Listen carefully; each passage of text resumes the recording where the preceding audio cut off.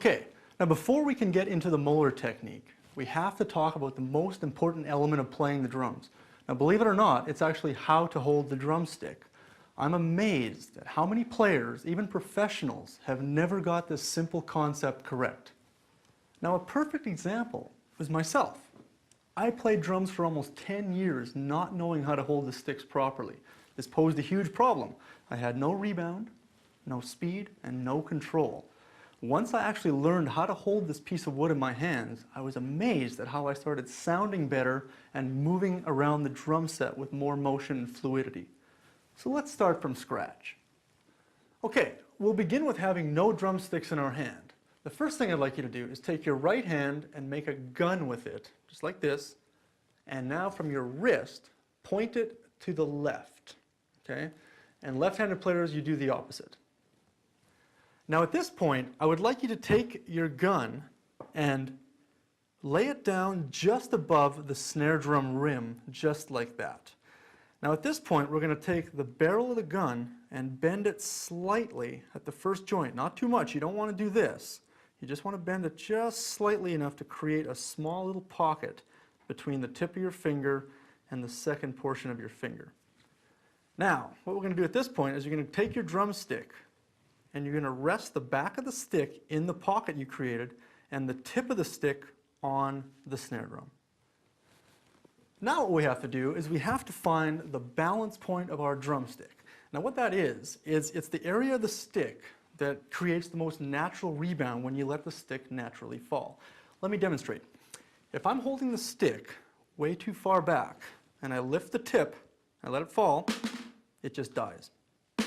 I get nothing out of the stick.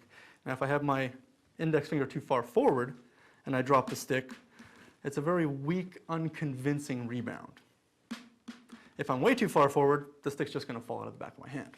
So what you've got to do is you have to find the sweet spot or the balance point of the stick.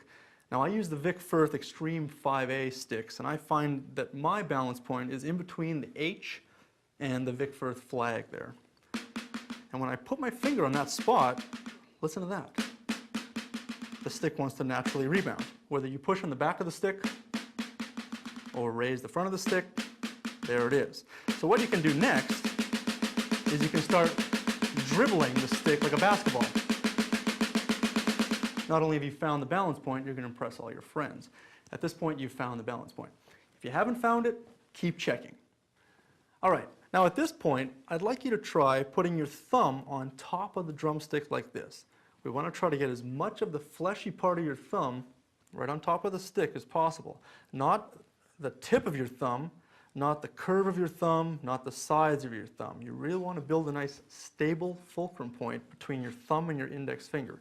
Notice that the stick is still in the first joint. It hasn't slid over to the second one. Still in the first joint, and the fleshiest part of my thumb is on top of the stick. This is called the fulcrum point. Your back fingers are not touching the stick yet. That's okay, we're going to get to that. What I want you to do at this point is I want you to take your hand, turn it over so your palm is now facing the ground, just like that. Fingers still aren't touching the stick. Now, if I raise my hand up from this point, I want the back of the stick to come in contact with the soft, fleshy part of my hand, okay? Don't do this. Even if you were taught to do this way, try option B, okay? You might stick with option B in the long run. I know I did.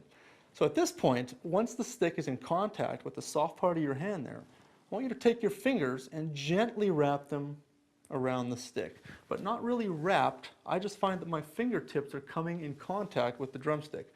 It's not this, it's this.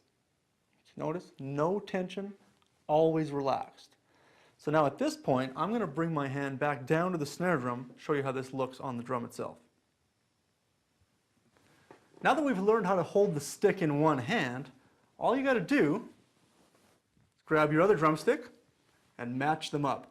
Simply just look at your hands, make sure that everything looks exactly the same. You don't have to go through the whole process that we did earlier. You can if you want, but just simply look to make sure that the stick is exactly the same in your left hand as it in your right hand. This is called matched grip. Now for you traditional players out there, or for those drummers who are interested in tapping into this technique, no pun intended, we can also call this grip the conventional grip, the military grip, or the jazz grip. Call it what you want, it's all the same idea. Now this was a grip that I was accidentally introduced to. I remember going to one of my first grade teachers and saying, "Can you teach me some brush technique on the snare drum?" He grabbed his brushes, started playing in a traditional grip form. Looking over and seeing what he was doing, monkey see, monkey do, I grabbed my brushes, started playing the same way. That's how this all started. Now on that note, I had never learned how to play the traditional grip properly. I enjoyed it, I liked the way it looked, a lot of my favorite drummers were using it, so I decided to find a teacher who could help me refine this grip. Now although it's not my main grip, I'm mainly a matched grip player, I used it as an additional tool in my playing. I liked it for jazz and brushes because I like the subtleties of having my hand underneath the stick as opposed to on top of the stick. Okay, let's break down the traditional grip.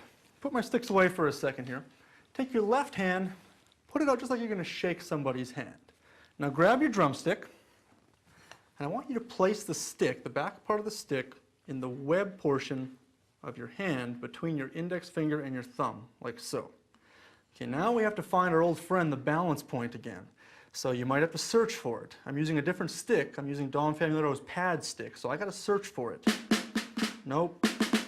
Close. Ah, there it is. So just like in match grip, make sure you find that balance point.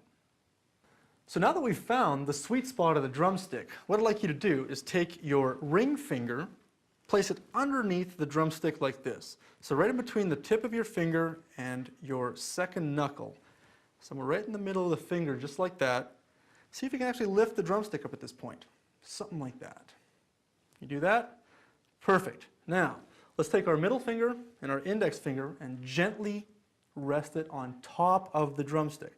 Now notice that my hand is also not turned like this. I see a lot of players play like that. You have to avoid that because you really have no control. Keep it just like you're still shaking somebody's hand. At this point, I want you to practice this, relax, and always have fun.